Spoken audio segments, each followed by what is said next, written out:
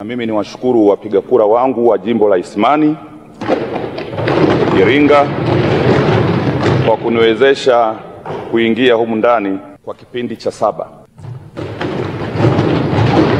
Tangu tumeanza mfumo wa vyama vingi mpaka leo, na kwa mara ya kwanza kipindi hiki cha 7 nimepata kura nyingi kuliko vipindi vyote ambavyo nimewahi kutumikia.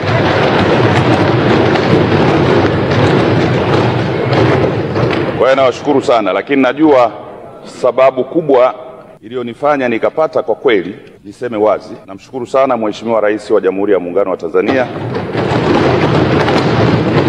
wa awamu hii ya 6, kwa sababu yale ambayo nilianza nayo tangu mwaka 95 kuyaomba makubwa katika kila tarafa. Tarafa ya Idodi niliomba barabara ya kwenda Ruaha National Park, sasa inajengwa kilomita 104 kwa lami. Tarafa ya Isimani hatujawahi kuwa na maji ya bomba, sasa yanatoka katika awamu ya 6. Tarafa ya Pawaga tuliomba mifereji ya kumwagilia maji kwa ajili ya kulima mpunga, sasa maji yanatoka na mifereji inajengwa. Kutokana na haya, mimi najua ndio maana wananchi wameamua kunileta kwa kishindo, lakini pia Mheshimiwa Rais amepata kura za kishindo kwenye jimbo langu na amenishinda na mimi, kwa sababu wanajua yeye ndio ameniwezesha.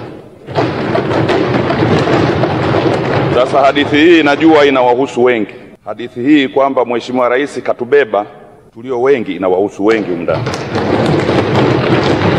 Kwa hiyo kwa niaba yenu nimshukuru sana Mheshimiwa Rais kwa kutubeba.